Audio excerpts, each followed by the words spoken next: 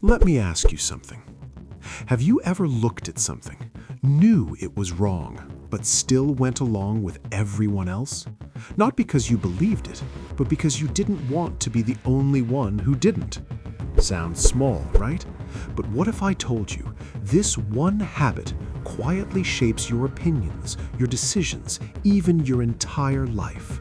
And the scary part? You don't even realize when it's happening. In 1951, a psychologist named Solomon Asch ran a simple experiment, just a few lines on a board.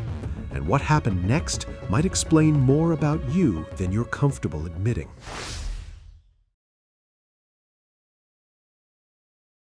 Imagine this. You walk into a quiet room.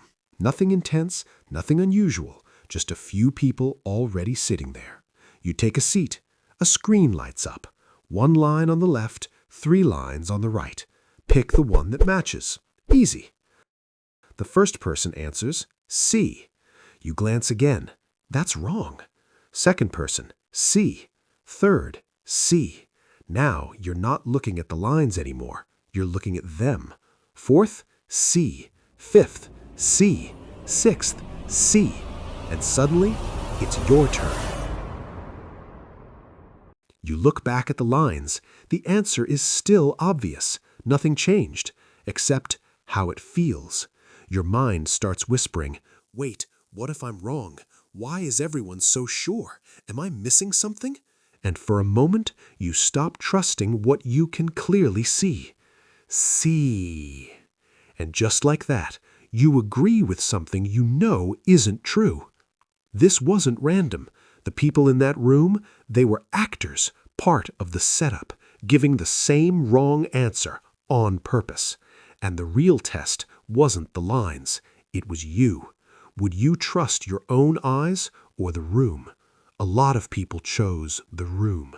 And here's the part that stays with you. They weren't confused. They weren't stupid.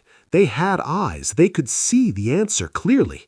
They just stopped trusting themselves, because standing alone felt harder than being wrong together. And that's not just an experiment. That's Tuesday morning in a meeting when someone pitches a bad idea and the whole room nods, and so do you. That's you staying silent in a conversation that doesn't sit right because everyone else seems so sure. That's laughing at something you didn't find funny, agreeing with something you don't believe, following something you never chose, just to not feel like the odd one out. No one forces you. There's no pressure you can point at, just a quiet shift where belonging starts to feel more important than truth. And slowly, you don't just change your answers, you start adjusting yourself, your taste, your opinions, your voice, until one day you're not even sure what you actually think anymore.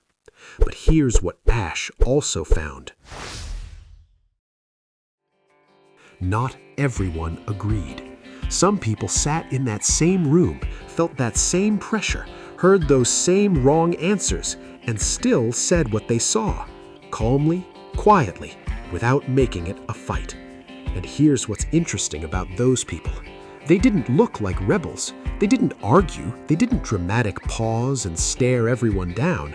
They just stayed in their own head, like there was a small, quiet anchor inside them that the room couldn't reach. And when it was their turn, they said, A. Nothing happened. No one attacked them. No one threw them out. The world didn't end. They just didn't lose themselves.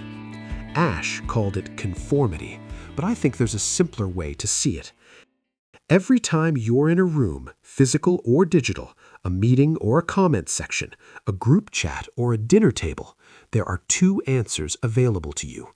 Your answer and the room's answer. Most of the time, they're the same, and that's fine. But sometimes they're not. And in that moment, most people don't even pause. They just give the room's answer and move on and slowly forget they ever had their own. So maybe the real question isn't, am I right or wrong? It's, is this actually what I think, or is this just what the room sounds like? Because the room will always have an answer. It will always be loud, always be confident, always feel safer to agree with, but that doesn't make it yours. And the people who know the difference, they're not contrarians, they're not difficult, they're just still themselves. If this made you think, drop a like. It helps this reach people who need to hear it. And I'm genuinely curious, has there been a moment where you gave the room's answer when you knew yours was different? Drop it in the comments. No judgment. I'll see you in the next one.